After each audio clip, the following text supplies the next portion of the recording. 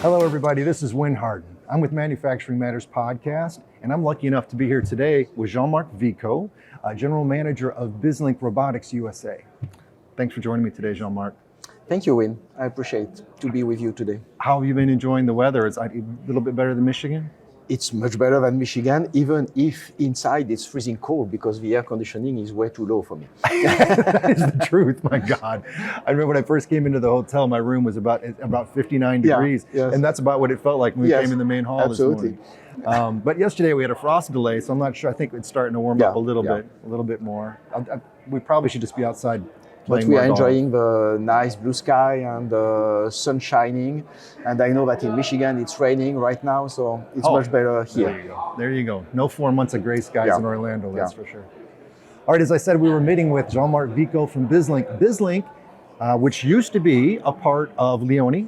Correct. Until about how long ago? So we have been Leoni since 2000. The company has been created in 1996 in US. Was called Engineering Product and Services (EPS). Became Leoni EPS in 2000, and then BizLink acquired that part of Leoni 1 year ago. We are in fact celebrating 1 year and 1 month exactly. Wow. Okay. Fantastic.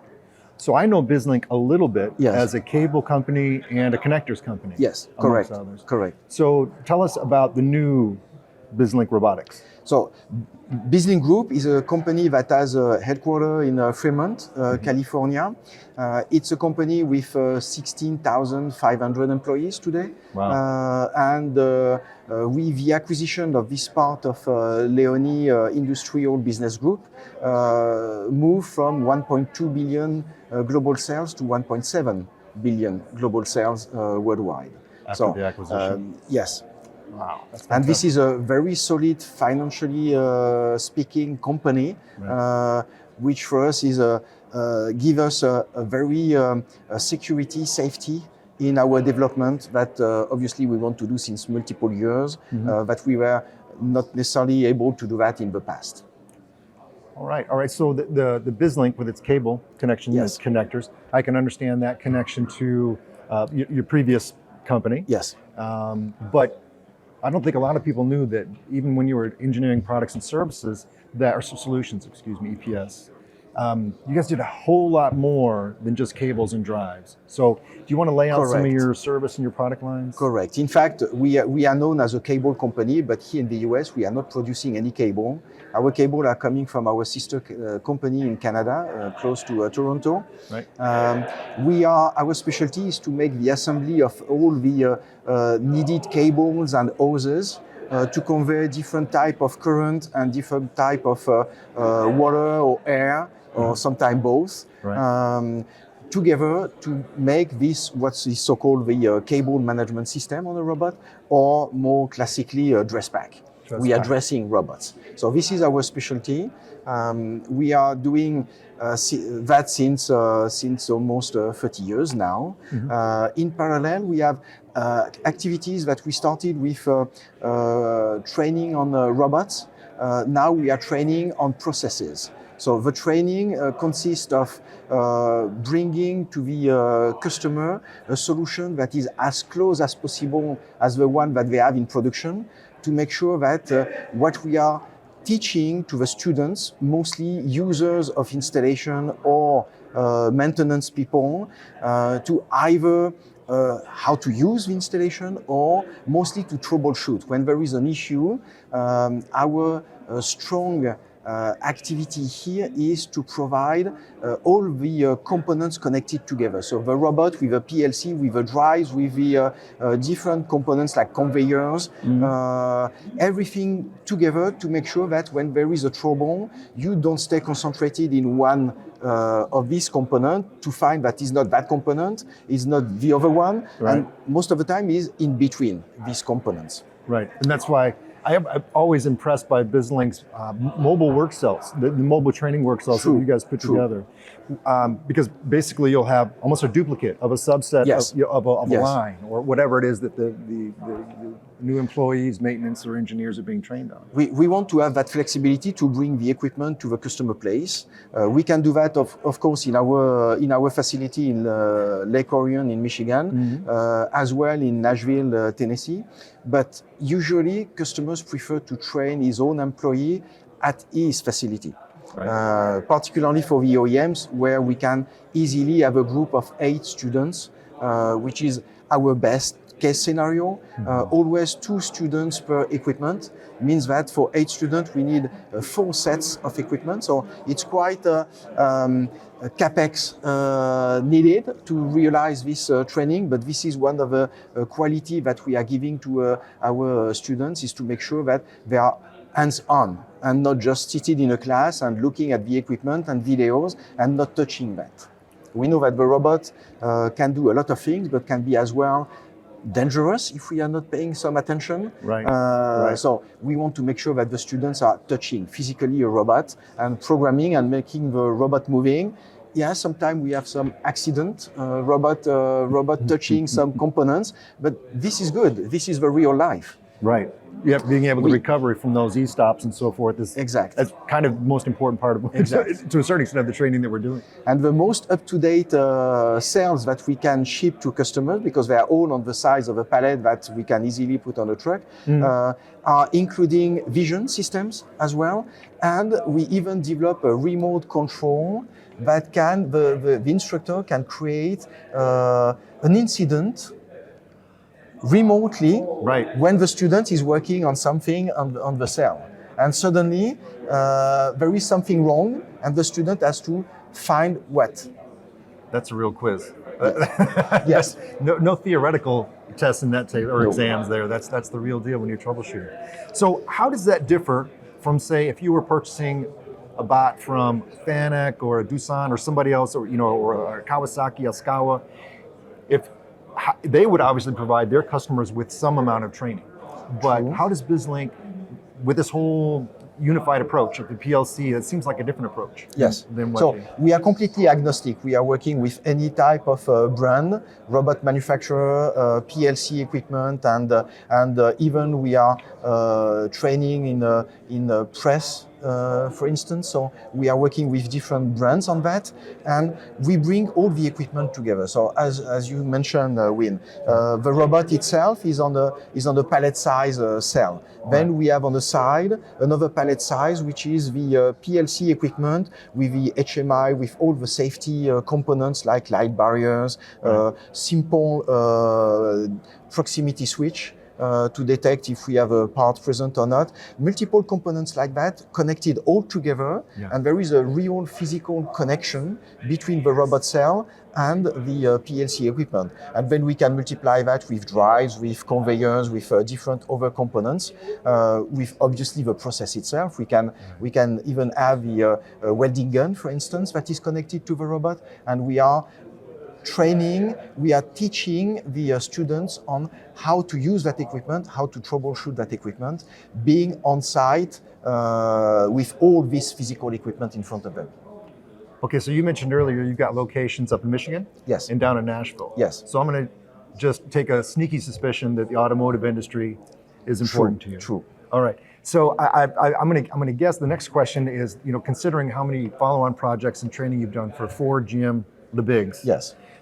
That the companies who would know the best are very much like this approach to training, this holistic approach, hands-on training, bringing together all the different components. But have you been able to, have you done any kind of studies or just some anecdotal feedback from your customers about how much more the technicians get, out of this approach? Yeah, in fact, they really love the way that we are teaching, because they are comparing that with some OEM training, and I don't want to be negative in any way. For me, it's again the hands-on and the fact that we are connecting the different key components together is really giving the difference. Right. And we are developing, obviously, every time that there is a new technology or an evolution of the technology, we are updating our curriculum. We are as well developing curriculum that are teaching the students to switch from one brand to another one. So if you are used to do something in one brand in programming, for instance, whatever Right. it's robot or PLC, Sure. and you switch to another brand, we are showing how you are doing today compared to how you should do tomorrow with a new brand. So it's really something that students love because our instructors are coming from the industry, they know the processes. So combining all these elements together is really somewhere the secret sauce of our quality of training. You know, my company has done a little bit of instructional classroom training on the PLCs, for example. So, you know, if you've got a lady or a gentleman who's been a Rockwell PLC customer for a long time, and suddenly they have to deal with Omron, it's really helpful to say, okay, this function is this in Rockwell. Here's the comparative function over in Omron. Here are the slight differences. So that customized training, I think, is really invaluable, and it's definitely going to increase the efficiency of the training. So we spend a lot of time in developing our curriculum.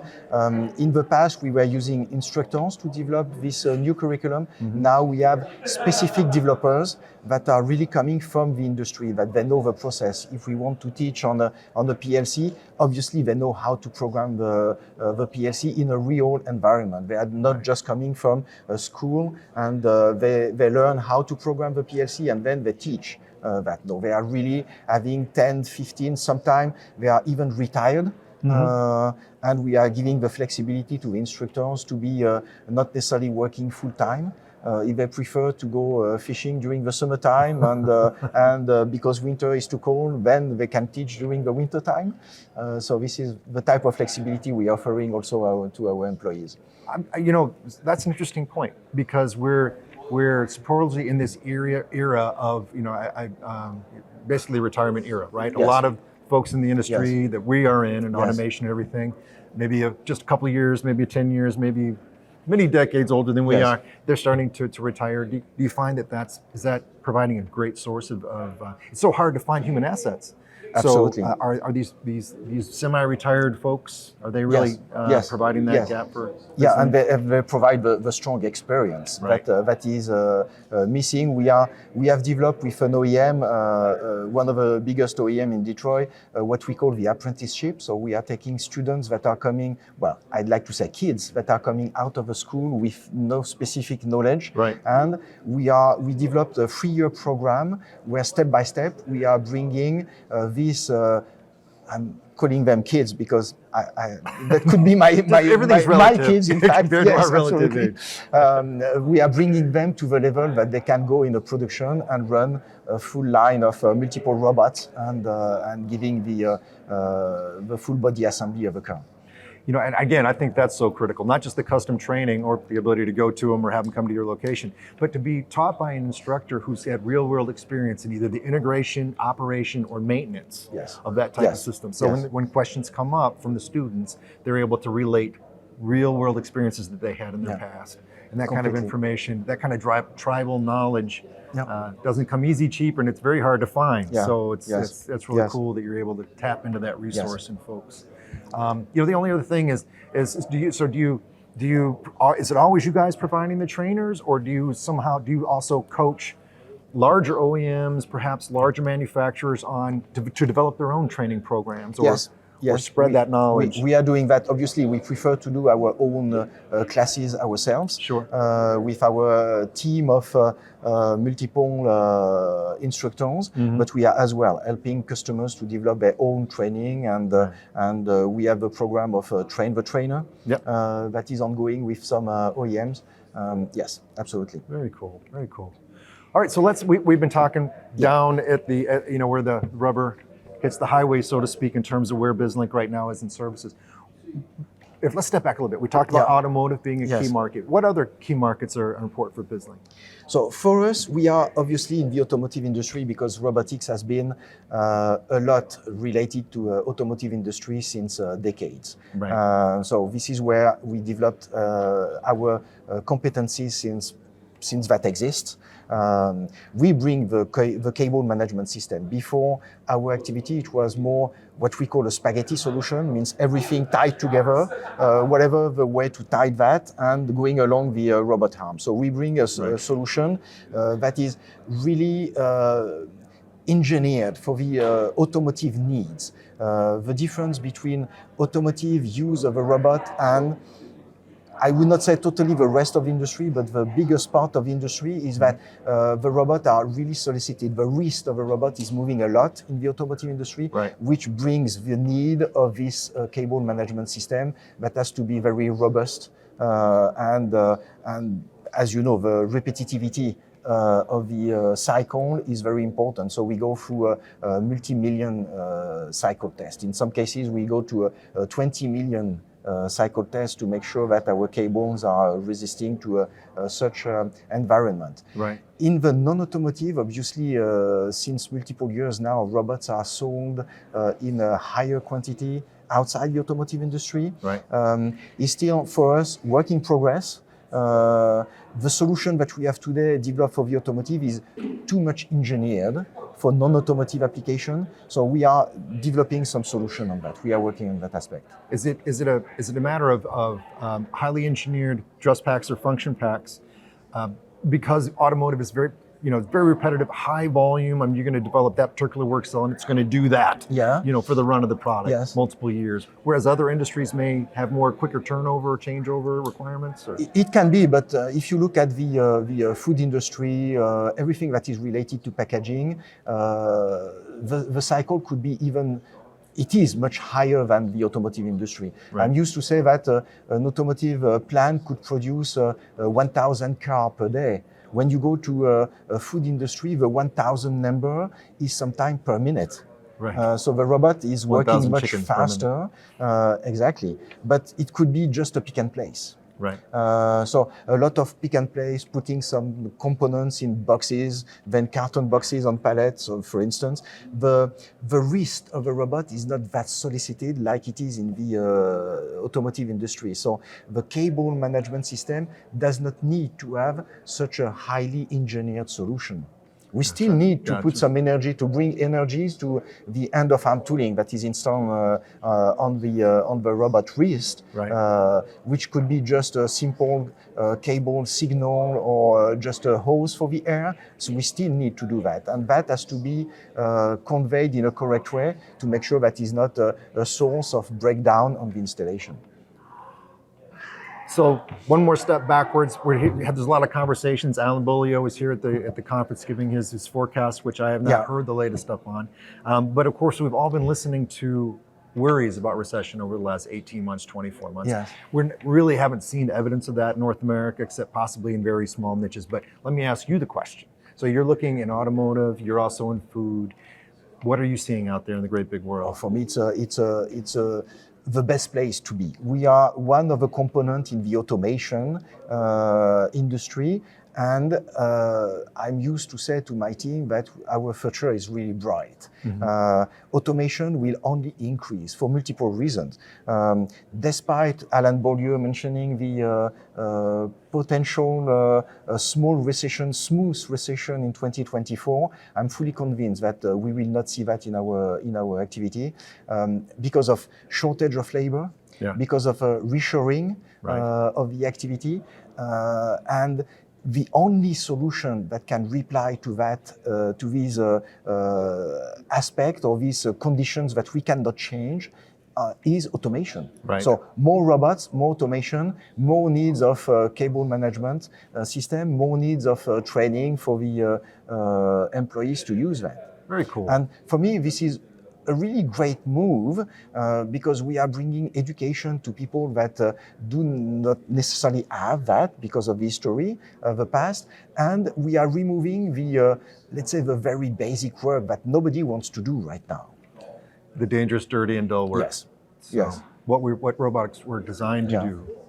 That's fantastic. I like optimistic forecast. I mean, and I don't think this is a rose-colored glasses type approach. I mean, as we've seen, the automotive industry, because of manufacturing, because of reshoring and those drivers you talked about, the market has just been, our forecasts continue to be strong, pacing well above the rest of the economy. Yes, absolutely.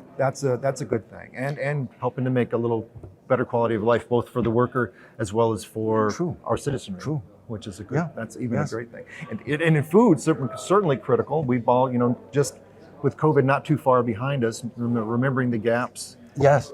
So, Everywhere we see a strong development of the robotics activity, even in agriculture, when we always thought in the past that we don't have a very well ground. The ground is just dust. Is not necessarily something that is very well under control.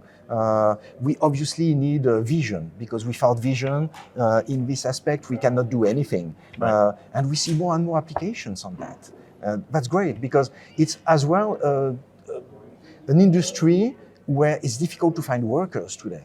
No one wants to spend the day in the field and with the weather condition that could be good, but not always, working on that. So robots probably will be a solution. I do look forward to our technology transferring more and more into agriculture. Yes. I personally, I'm with you 100%. I think that's going to be a very hot market for us. One more question. So what should we be looking for from BizLink in 2023? What's new and exciting that might be coming from you guys? 2023 may be a bit too early, but we are working on the new generation of DressPack, the cable management system, that will be able to give some prediction when a trouble will appear. I cannot say more than that, because we are really in the deep R&D phases.